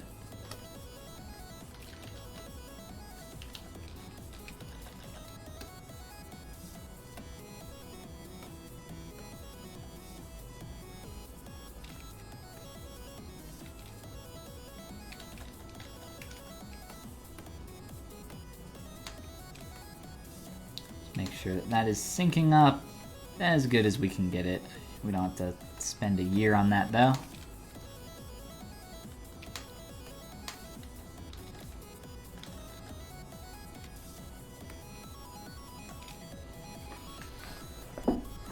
Nice character development. Well, thank you. Yes. We just started posing an hour and a half ago, so we've gotten a lot done today.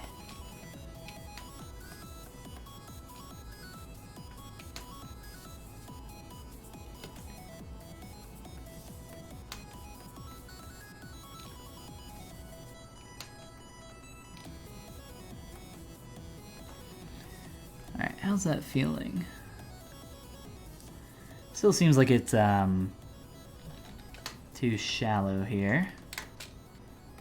And just pull through here a little bit more.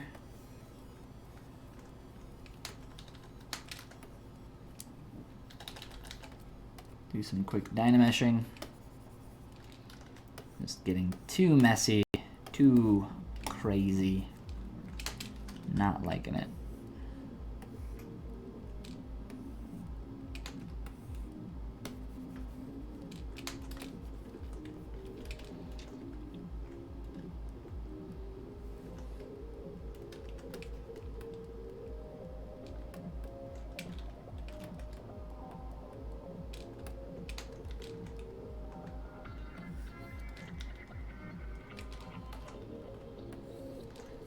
This type of geometry is really annoying to work with when you have these little corners. I didn't cut this very well.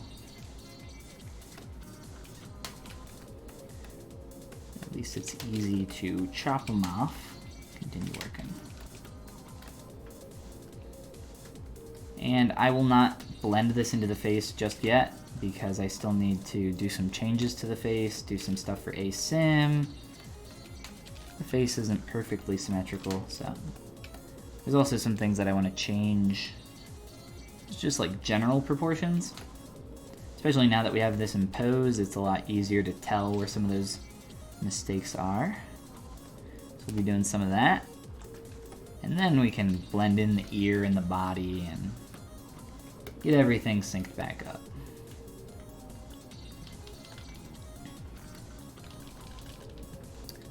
Let's go a little shorter for our ear. A little bit more that way.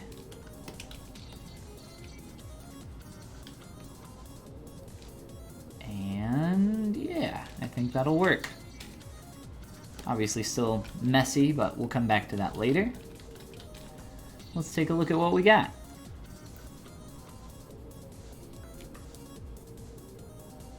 All good in Doomland. Well, that's good to hear, man.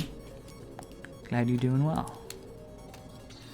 Let's see, got a couple materials messed up here. Alright, so in terms of the face, I think the eyes are too tall, not really rounded out enough.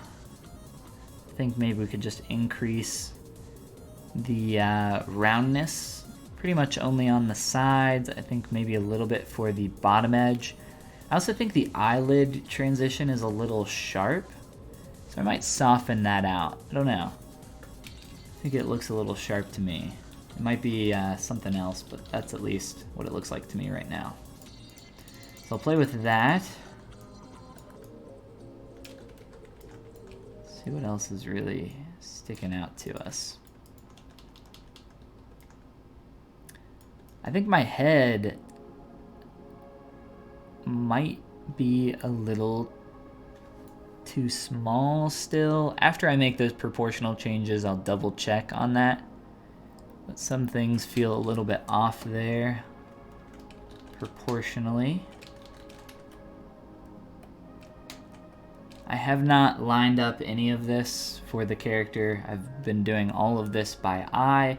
I really like to do as much as I can for these kind of just personal projects by eye. I like to do as much by eye as I possibly can, just because it's really good practice and it's fun to do. It's really hard to do as well. That's why I try to do it as much as I can, so that I can see form better and be able to recreate stuff more accurately in the future. So some of that involves, you know, looking at negatives as well as positives. So there's no gap here like what I have right now, that little gapped spot in there. So I know that that's a combination of a few different things, like this leg is too long, so we had to shorten the other one, so we'll have to do that here as well probably. It's a combination of that and maybe just the position and angle of that leg, so maybe we can pull that forward a little bit more. And already that's starting to feel a lot better. Also, as we start to blend our leg into our body there, this will be, come on, select. This will be getting more thick through there, and I think that'll also help to cover that up. So I probably won't do a ton more to thicken that, at least right now. So looking at negatives, it's another thing that's really important. It's more so just really paying attention to your silhouette though.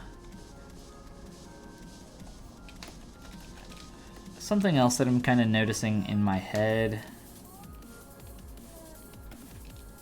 is where that poly paint separates. This is quite a bit different than what I have here.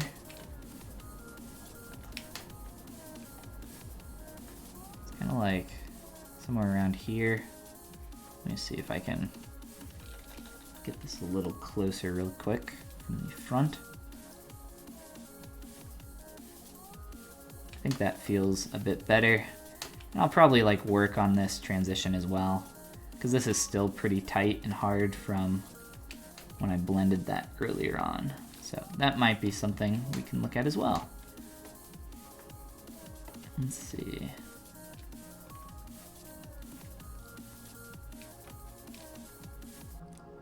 Trying to do a better job here.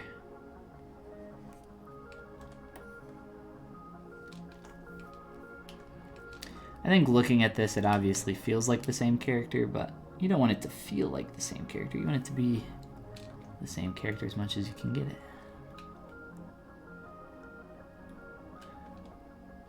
I think, yeah, I think this could just stand to be blended so much more through here. It's just such a tight transition, and it's really not benefiting us in any way.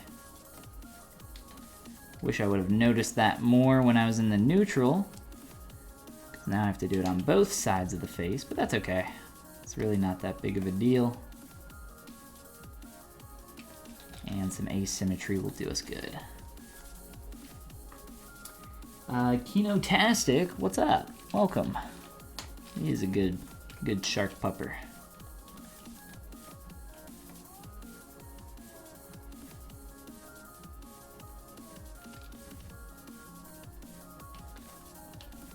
Let's try, whoop, just get a little bit more rounded here.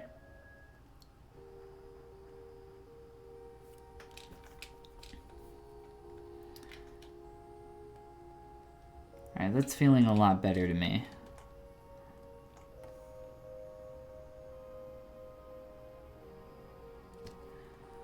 Beautiful. All right, let's do the same thing over here really fast.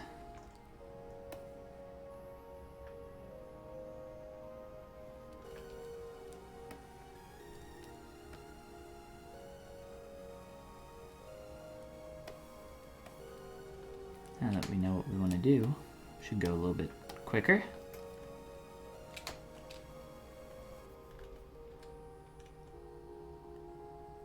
And yeah, let's just blend between that a little bit more. He's got that, his left cheek over here, it's raised up a bit more, so we'll probably think about that as we start to do some of the expression for asymmetry as well. So these are some important things we need to look for.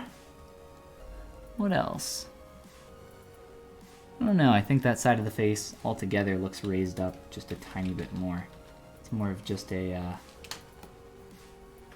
problem of drawing it asymmetrically more so than anything.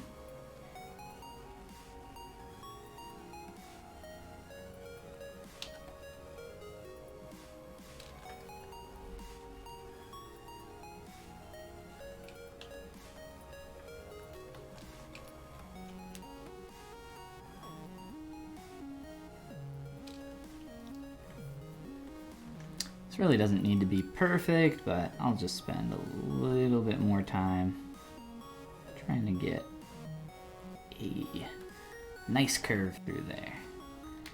And I think that feels pretty good.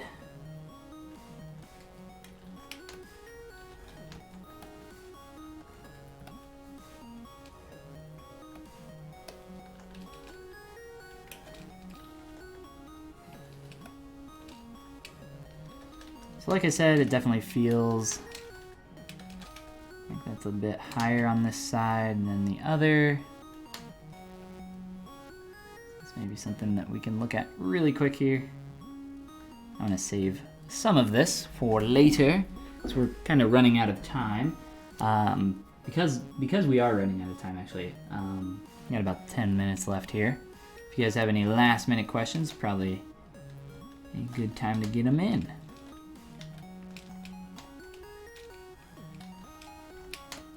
I don't believe anybody else is streaming after me though, so we can maybe go a little bit longer. We don't have to tell Papa ZBrush.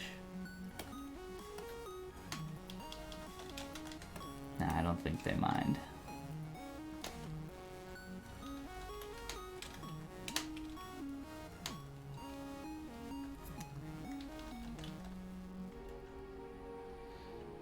Alright, so a little bit of some asym stuff there in the face.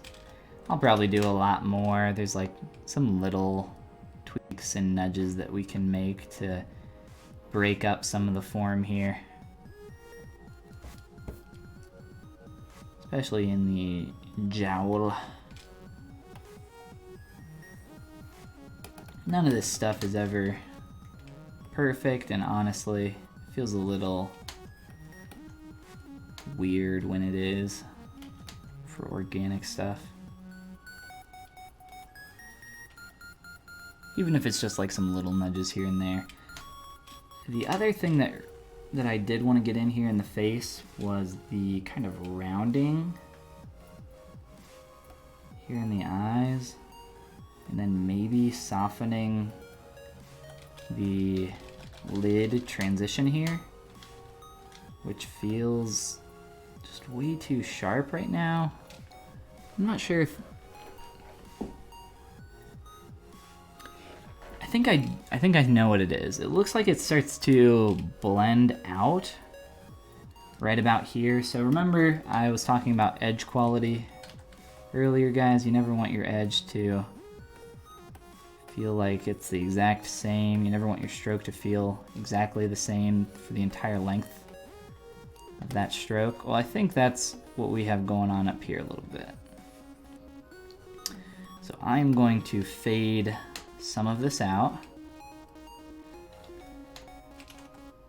Try to get it a little bit tighter through here, or more so just the top, I think. I don't want to completely destroy this, but I do like this a lot more already than what we had before. So that's good. That's always good. Alright, let's fade up through here just a little bit more.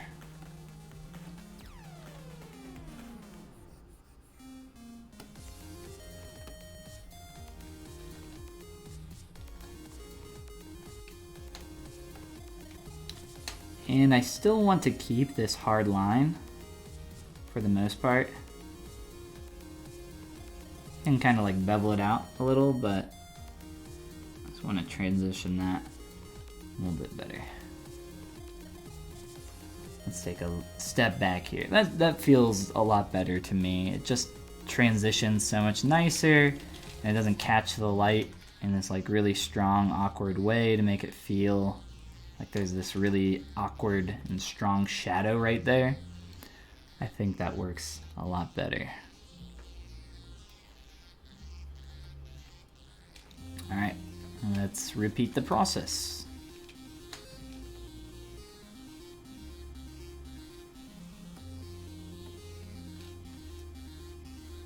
Rethin Studios says, "Is this for production?" I'm not printing this or doing anything with this file.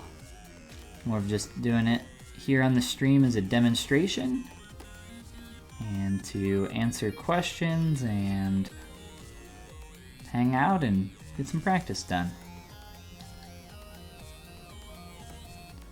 It would be cute to print out and put on my desk though. Pretty much the way I sculpt everything though is with, we just had a crash. Saw that coming. Pretty much the, ooh, we good? Yeah, we're good. Let me reload that back up. We got a recovered file, so we didn't really lose anything. Pretty much the way I sculpt everything is with physical production in mind, so kind of the way I've set this up is pretty close to it being ready for 3D printing. By the time I finish this, it wouldn't really be that much extra work to take it to a state where it could be 3D printed. Let me grab our recovered tool here. And we did not lose anything. We're all good. Love me that quick save feature. Saved my life a million times. The quick save, I remember back in the day, when you crashed, it wouldn't really like store a recovered file very well. It does it so much better now. I love it. If you guys are not updated to the most recent version of ZBrush, you absolutely should. a lot of new features and a lot of benefits like not crashing as often. And if you do happen to crash, you have a higher chance of getting that recovered file.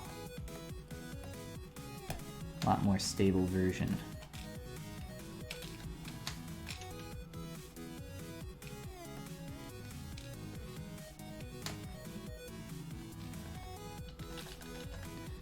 We lost our reference image in our little screenshot up here.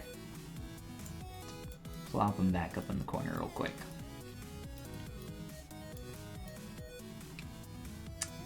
And let's see, I have a spotlight for this, I believe.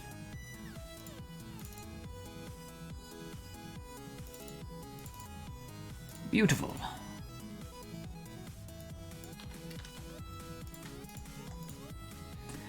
All right, well, those eyes are feeling so much better to me. There's probably some more tweaking that we should do here. Make sure we're not getting too fast and loose. Whoops, come on. There we go.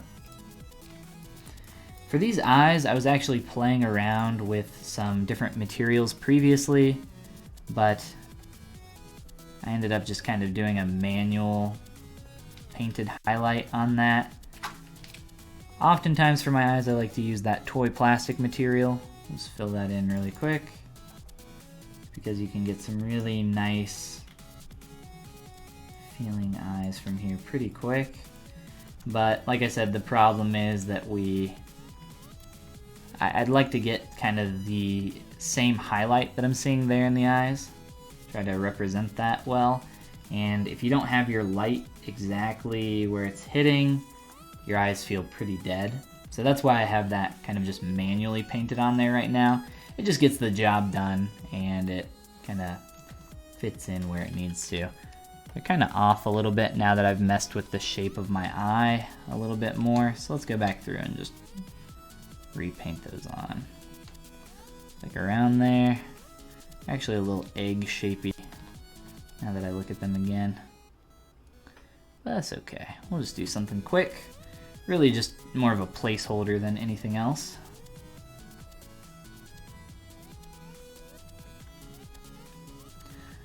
Adorable. All right.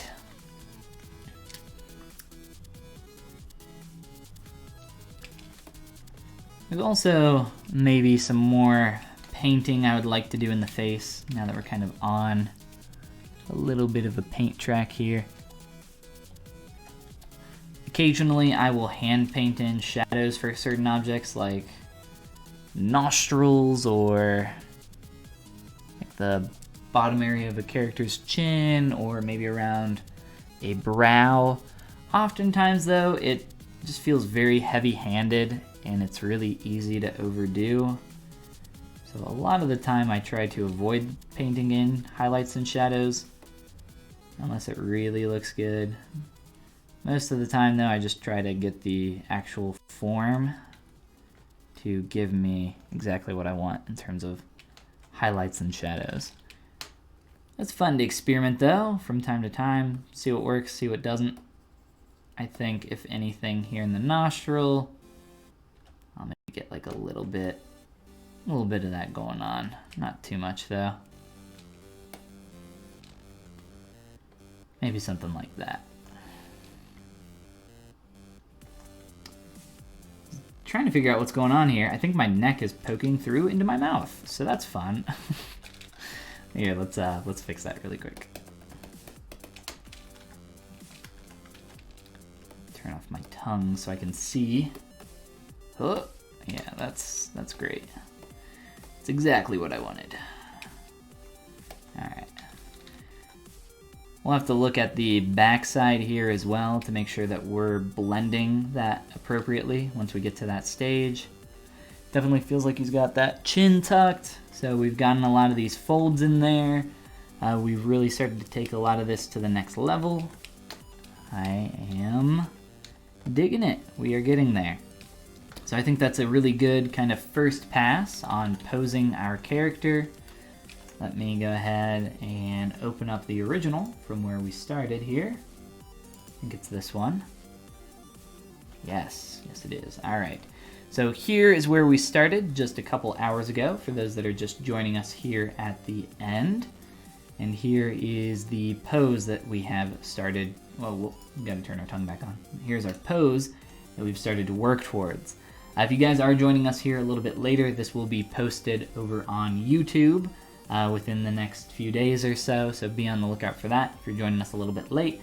And all the other stuff that happens here gets put up on the Pixelogic channel. All the stuff that happens over on my stream gets put up on my YouTube channel as well, which is just youtube.com/Follygon. Again, the concept over here is by lilibz over on DeviantArt. If you just Google LILIBZ, all one word, you will find Lily's work. And she's got a ton of cute little critters just like this guy over there for you guys to check out. Other than that, I don't think we have any last minute questions here. Rethin says that they make some stuff for minis as a hobby. Awesome. Yeah, I do stuff for physical production as well. Kinotastic says, will you have a dorsal fin or dorsal fin? I don't think so, because he's laying on his back and it'll never be seen. It wouldn't be that hard to make a dorsal fin, so maybe that's something that we can do in the next stream if anybody is interested in the process for that. But yeah, other than that, click follow down below on the Pixelogic channel if you haven't already.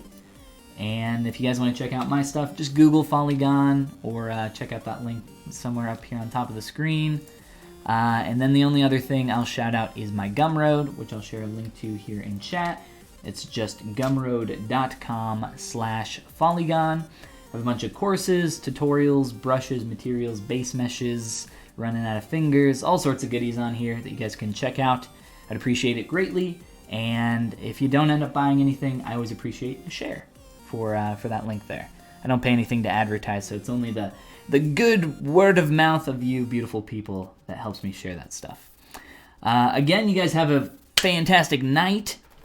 Nobody else is streaming after me, so the next person to be streaming here on the Pixo channel will be tomorrow at 10 a.m. PST. We got Mike Thompson. What is Mike Thompson doing? The Mike T Artworks illustration by the way of sculpture. Well, that sounds really cool. I will have to check that out as well. So hopefully I'll see you guys there tomorrow, 10 a.m. PST. And good night. Good night, everybody. Yes, absolutely. All right. I will see you guys next time. Bye, guys.